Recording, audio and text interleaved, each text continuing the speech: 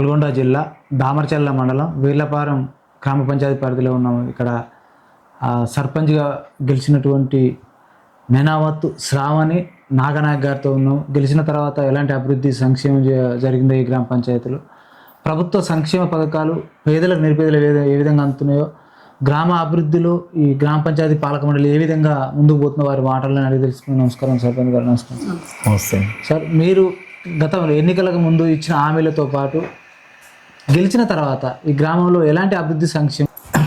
అందరికి నమస్కారం అండి.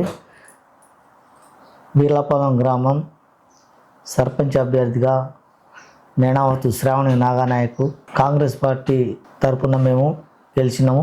మాకు ఎమ్మెల్యే గారి సహకారం మరియు ఎమ్మెల్సీ శంకర్ నాయక్ గారి సహకారం తోటి మాకు ఈ గ్రామంలో మాకు అవకాశం ఇచ్చారండి. ఇచ్చిన దానికి మేము సద్వినియోగం చేసుకొని గ్రామం అభివృద్ధి కోసం మేము చాలా కష్టపడుతున్నాం. గ్రామం సమస్యల గురించి మాకు ఇంతకుముందే మేము సర్పంచ్ కాకముందు కూడా మేము గ్రామం అభివృద్ధి గురించి మాకు తెలుసు. గ్రామంలో ఉన్న సమస్యల గురించి కూడా మాకు చాలా వరకు తెలుసండి. ఎందుకంటే నేను ఈ గ్రామంలోనే ఒక గ్రామీణ వైద్యుడిగా చేస్తున్నానండి గత 25 సంవత్సరాల నుంచి. ఈ గ్రామ సమస్యల గురించి నాకు ఇంతకుముందు తెలుసు. అదేవిధంగా మేము గత 40-50 సంవత్సరాల నుంచి మా తల్లిదండ్రులు కానీ మా తాతల కాలం నుంచి కూడా మేము కాంగ్రెస్ పార్టీ కరుడుగట్టిన కాంగ్రెస్ పార్టీలోనే ఉన్నామండి. మా తాతలు కానీ మా పెదనాన్నలు కానీ నేను కానీ అదే దాన్ని అవకాశంగా గుర్తించి మాకు ఈ అవకాశం ఇచ్చారండి. ఇక్కడ మీరు గెలిచిన తర్వాత గ్రామంలో ప్రధాన అయితే మేము గెలిచిన తర్వాత డ్రైనేజ్ సమస్యలు మరియు గ్రామంలో రోడ్ల సమస్యలు, చాలా వరకు నీటి సమస్యలు చాలా వరకు ఉన్నాయండి. అయితే డ్రైనేజ్ సమస్యలు చాలా వరకు డ్రైనేజ్ సమస్యలు అక్కడక్కడ ఉన్న దానికి మేము జేసీబీలతోటి తొలగించటం జరిగిందండి. అయితే గత మాకంటే ముందు ఉన్న సర్పంచ్ చల్లా అంజిరెడ్డి గారు రోడ్లు చాలా వరకు డ్రైనేజ్ కానీ రోడ్లు కానీ చాలా సమస్య ఉంటే కొంతవరకు చేయగలిగాడండి. ఇంకా చేయాల్సినవి కొన్ని ఉన్నాయి. అవి కూడా తప్పకుండా ఎమ్మెల్యే ఎమ్మెల్సీ సహకారంతో అవి కూడా పూర్తి చేస్తాం. సిఆర్సి నిధులు కానీ లేకుంటే మనకి 16 ఫైనాన్స్ కానీ అమౌంట్ రావాల్సి ఉంది. అవి వచ్చిన తర్వాత ఈ ఊరికి ఏం కావాలి ఏం చేయాలనేది ఒక లిస్టు తయారు చేస్తున్నామండి.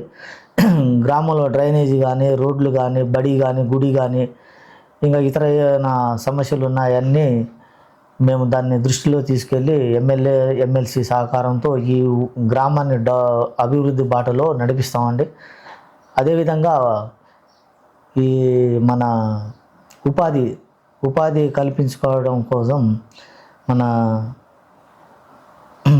స్టూడెంట్స్ అంటే చదువుకున్న వాళ్ళకి మన ప్లాంట్లో కూడా ఉద్యోగాలు ఇవ్వాలని చెప్పి మేము ఎమ్మెల్యే గారిని కూడా ఒత్తిడి తేవడం జరిగింది.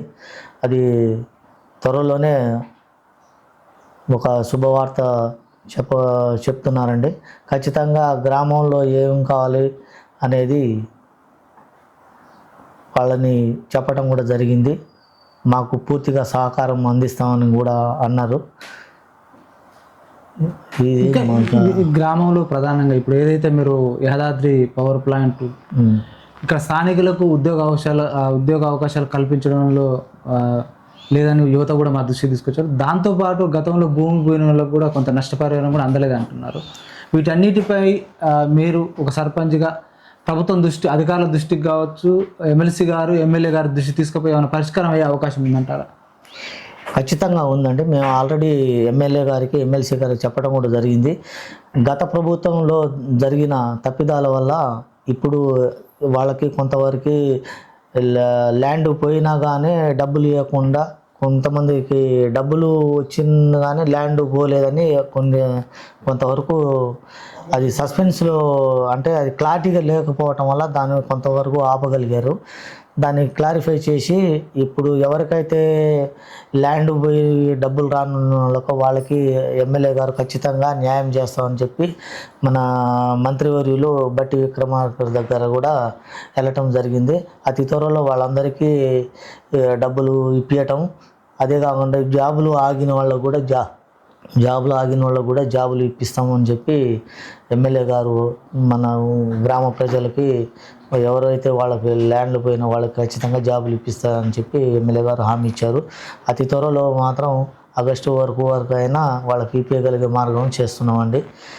అందరికీ సమానంగా న్యాయం చేయాలనేది ఈ కాంగ్రెస్ పార్టీ ఉద్దేశము. అదేవిధంగా సంక్షేమ పథకాలు కూడా ఇక్కడ ముందుగా సన్నబియ్యం అనేది ప్రతి ఒక్కళ్ళకి నిరుపేద కుటుంబాల వాళ్ళకి చాలా ఉపయోగపడుతుందండి. ఎందుకంటే మేము కూడా ఆ సన్నబియ్యం తింటున్నాం, చాలా బాగుంది. రేవంత్ రెడ్డి గారు ఇలాంటి నిర్ణయం, ఉత్తమ్ కుమార్ రెడ్డి గారు ఇలాంటి నిర్ణయం తీసుకొని ఇలా పేద కుటుంబాలందరికీ ఒక న్యాయం చేయగలిగారండి. ఇలాంటివి ఇంకా గవర్నమెంట్ చేస్తుంది. ఇంద్రమ్మ ఇళ్ళు కూడా మా ఊళ్ళో ఇప్పుడు 38-39 ఇంద్రమ్మ ఇళ్ళు వచ్చినాయి. ఇంకా కొత్తవి వచ్చే ఉన్నాయి. పూరి గుడిసెలు ఉన్న వాళ్ళకి ఒక 10-20 రోజుల్లో అవి కూడా శాంక్షన్ అవుతున్నాయి. ఇంద్రమ్మ ఇళ్ళు కూడా ఈ ఊరికి ఒక 100 ఇళ్ళు తీసుకొచ్చి నిరుపేదలు అనేది లేకుండా అందరికీ ఇల్లు ఇప్పించాలనే ఉద్దేశం మాకుంది. ఖచ్చితంగా ఇప్పిస్తాం. ఈ ఊరి ప్రజల కోసం మేము ఎప్పుడూ పాటుపడుతూ వాళ్ళకి అన్ని విషయాల్లో సహకారాలు అందిస్తూ ముందుకు వెళ్తామండి. ఇప్పుడు ఈ గ్రామంలో ప్రధానంగా రోడ్ల సమస్య బాగా ఇబ్బంది పెడుతుంది, డ్రైనేజ్ సమస్య కూడా బాగా ఇబ్బంది పెడుతుంది. ప్రజలు మా దృష్టికి తీసుకొచ్చారు. ఇవి పరిష్కారం అయ్యే అవకాశం ఉందంటారా? మీ పాలక మండలి ఏమైనా చర్యలు చేపడుతుందా వీటిపై?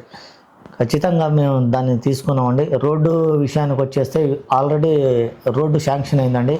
మన ఈరపగూడెంలో రోడ్డు అయిపోయిన తర్వాత ఖచ్చితంగా వీర్లాపాలెం రోడ్డు శాంక్షను ఒక నెల రోజుల్లో స్టార్ట్ అవుతుంది. అది R&B వాళ్ళతో మాట్లాడటం కూడా జరిగింది. చిన్న చిన్న గుంతలు ఉన్నా కానీ మట్టి తీసుకొచ్చి మట్టి పోపియటం మా సొంత నిధులతోటే మేము ఆ రోడ్డుని చేసామండి. ఖచ్చితంగా ఒక 2-3 నెలల్లో ఈ రోడ్డు కూడా అయిపోతుంది. అది కూడా డ్రైనేజీ సమస్య లేకుండా అన్ని విషయాల్లో మేము చాలా జాగ్రత్త తీసుకుంటున్నాం. పారిశుద్ధ్యం కానీ ఎప్పటికప్పుడు మా సిబ్బంది కూడా ప్రతిరోజు ట్రాక్టర్లు తీసుకొని ఊళ్ళో ఎక్కడైనా చెత్త ఉన్నా కానీ తీసేయటం, నీటి సమస్య లేకుండా మా సిబ్బంది ఒక 24 గంటలు ఆ నీటి మీదనే వేస్ట్ చేయకుండా మోటార్లు ఉదయం 5 గంటలకి మోటార్ వేస్తామండి. మళ్ళీ 10 గంటలకు బంద్ చేస్తాం. మళ్ళీ ఈవినింగ్ 4 o'clockకి అట్లా నీటిని ఇవ్వటం, మళ్ళీ నైట్ 9ంటికి బంద్ చేయటం. నీటిని వృధా కాకుండా ఊళ్ళో నీటి సమస్య లేకుండా మేము చాలా జాగ్రత్త తీసుకుంటున్నాము. అదేవిధంగా కరెంటు విషయంలో కూడా మేము చాలా జాగ్రత్తగా, కరెంటు పోయినా కానీ 24 గంటలు ఒక 10 నిమిషాలు 20 నిమిషాలు కరెంటు పోయినా కానీ మళ్ళీ జనాలకి ఇబ్బంది కలగకూడదు అని చెప్పి మేము కరెంటు కూడా ఎప్పటికప్పుడు అలర్ట్ ఉండి వాళ్ళకి ఇబ్బంది లేకుండా చేస్తున్నాం. ముందు ఇలాంటి ఇంకా చాలా చేస్తాం. గవర్నమెంట్ సహకారం మాకు, ఎమ్మెల్యే గారి సహకారం, ఎమ్మెల్సీ గారి సహకారం ఉన్నది. కాబట్టి మేము ఈ ఊరిని డెవలప్ చేయాలి అనేది మా ఆకాంక్ష. ఎందుకంటే మేము ఈ ఊళ్ళోనే పుట్టి ఈ ఊళ్ళోనే పెరిగి ఒక ప్రజాసేవ చేసుకుంటూ ఒక గ్రామీణ వైద్యుడిగా ఊళ్ళో అందరికీ వైద్యం అందిస్తూ ప్రజలు కూడా సేవ చేయాలని నా సంకల్పం ముందు సాగుతూనే ఉంటుంది. ఇటు వైద్యం చేసుకుంటా ఇటు గ్రామంలో ఉన్న సమస్యలు తీర్చుకుంటూ ముందుకు వెళ్తున్నామండి. ఇలాంటి అవకాశాలు మాకు ఇంకా కల్పించాలని చెప్పి ఊరు ప్రజలకు అందరికీ కోరుకుంటున్నాను. ఇక్కడ గ్రామం దామరచర్ల మండలం, ఇది సరిహద్దు ప్రాంతం. ఇక్కడ అటు ఆంధ్ర ఇటు తెలంగాణ బార్డర్. ఇక్కడ ఎక్కువ కూడా మత్తు పదార్థాలు ఎక్కువ వచ్చే అవకాశం ఉంది. యువత కూడా పెడదారి పడుతుంది. ఉజ్వల భవిష్యత్తు ఆగం చేసుకుంటారు. వాళ్ళు మార్పు రావడానికి పోలీసు వారి సహకారంతో ఏమైనా చదువు నిర్వహించారా? యువకుల్లో ఎలాంటి అవగాహన కల్పిస్తున్నారు? లేదండి, ఇక్కడ ప్రతి ఒక్క విద్యార్థి కష్టపడి ఏదో ఒకటి సాధించుకోవాలి, నేను జాబ్ సంపాదించుకోవాలి, నేను కష్టపడాలనేది సంకల్పంతోనే ఉన్నారండి. డ్రగ్స్ విషయం కానీ వేరే ధూమపాన అలాంటి అలవాట్లు ఈ ఊళ్ళో పిల్లలకి లేదండి. ఎందుకంటే నేను చూస్తున్నా కాబట్టి మా పిల్లలు ఎవరైనా వచ్చినా కానీ ఎక్కడ చదువుకుంటున్నాం, ఏం చేస్తున్నావు అని చెప్పి మేము ఎప్పుడప్పుడు పిల్లల్ని అడుగుతూనే ఉంటాం ఊళ్ళో. మరి ఎందుకంటే నా దగ్గర వైద్యానికి వచ్చినప్పుడు మీ బాబు ఏం చేస్తుండు, ఏం చదువుకుంటుండు, ఇది చదువుకో బాబు, ఇది చేసుకో అని చెప్పి మేము కూడా సలహాలు సూచనలు ఇస్తూనే ఉంటాం. మాకు ఇప్పుడు బార్డర్ ఉన్నా కానీ మా ఊళ్ళో అయితే గంజాయి కానీ అలాంటి కానీ ఎక్కడ కానీ మాకు ఇంతవరకు ఆ కంప్లైంట్ రాలేదు. మన వాడపల్లి ఎస్ఐ గారు నిన్న కూడా మాకు నెలకి 2 నెలలకు ఒకసారి వచ్చి ఊళ్ళో వచ్చి మీటింగ్ పెట్టిపోతారు. ఏదైనా డ్రగ్స్ కానీ ఏదైనా పిల్లలు తీసుకుంటారా అనేది మాకు అవగాహన, తీసుకోవద్దు దానివల్ల నష్టాలు జరుగుతాయని చెప్పి మాకు 2 నెలలకు 3 నెలలకు ఒకసారి వచ్చి ఊళ్ళో వచ్చి అవగాహన సదస్సు చెప్పడం జరుగుతుంది. నిన్న కూడా నైట్ కూడా వచ్చి మన ఊళ్ళో సీసీ కెమెరాలు పెట్టండి సర్పంచ్ గారు అని చెప్పి మా మేడంని సార్ అడగటం కూడా జరిగింది. అది దానికి మేము ఆల్రెడీ కొంతమంది సరే మన నిధులు లేకున్నా కానీ స్పాన్సర్స్ మనకి ఎవరు స్పాన్సర్స్ ఏమైనా ఇస్తే వాళ్ళతోటి పెట్టిద్దామనే ఆలోచన మేము ఉంటే కొంతమంది స్పాన్సర్స్ కూడా ఫోన్లు చేసి మా ఇంటర్వ్యూ చూసిన తర్వాత మేము ఖచ్చితంగా ఊళ్ళో ఇలాంటి సమస్య లేకుండా ఉండాలంటే మేము కూడా స్పాన్సర్ ఇస్తామని చెప్పడం జరిగింది. ఒక 10 రోజులలో ఊళ్ళో సీసీ కెమెరాలు కూడా అమర్చడం జరుగుతుందండి. అలాంటిది అయితే ఈ ఊళ్ళో ఏం లేదండి. మహిళలు మా దృష్టి ప్రధాన సమస్య తీసుకొచ్చారు. బెల్ట్ షాపులలో నియంత్రించాలి, దానివల్ల తాగుడు బానిస ఎన్ని కుటుంబాలు అవుతున్నాయి.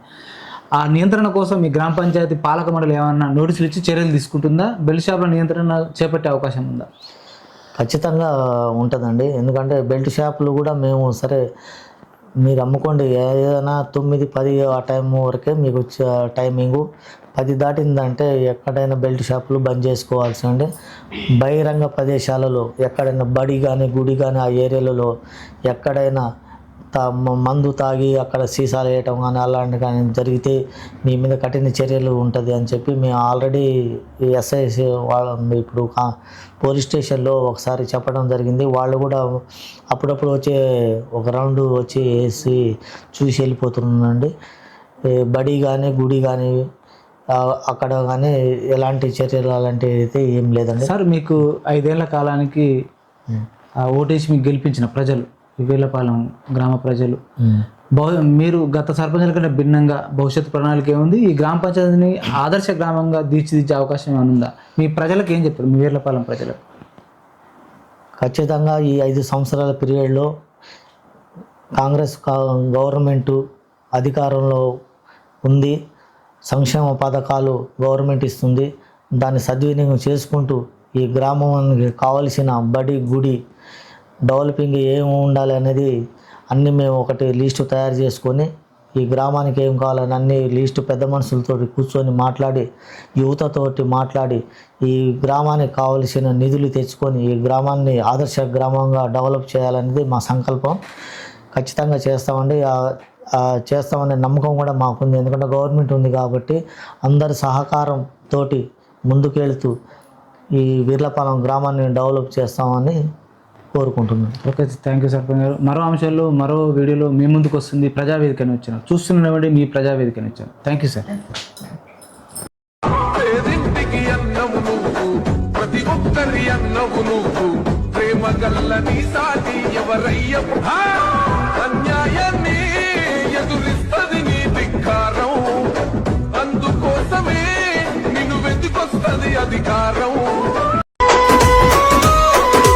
3 రంగుల జెండ మీద చూడు చూడు ఒక్క చెయ్యిరా, సెయ్యితో సెయ్యి కలుపుతూ రేవంతన్న గదిలేరా, అన్న గ్రేసుకు కాంగ్రెసుకు సక్కనైన జోడి కుదిరెరో, జోడి దెబ్బకు జారిపోయరో, గడిల ఉన్న దొర్రకుండెరో, ఇందిరమ్మ రాజ్యం వచ్చినది చూడరో, జై జై జై సోనియమ్మ, రేవంతన్న తెచ్చినాడు చూడరో, జై జై జై రాములన్న, తెలంగాణ చూడు ప్రజా పాలనలో జగ జగ జగ వెలుగుతున్నదో.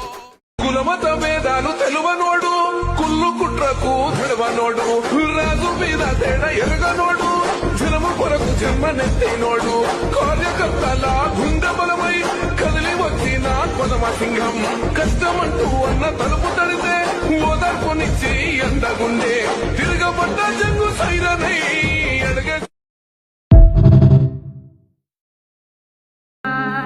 कैसी हवाएं इश्क चली खत्म हुई नफरत दिल की बांट रहे हैं प्यार सभी सहरी हो या इफ्तारी अल्लाह तेरा है एहसान एक हुए सारे इंसान सज गए घर ఊకూకనే రాలే బిడ్డ కూసున్న సీటు ఎదిరించుకుంటూ ఎక్కినరా ఒక్కొక్క మెట్టు చేస్తర చెయ్యిర్ర చూస్తా మీ కనికట్టు నల్ల మల్ల పెద్ద పులై వదిలి పెట్టను ఒట్టు చెరబెట్టినో నోడే తొడగొట్టి చెప్పి పల్లె పల్లె పల్లిక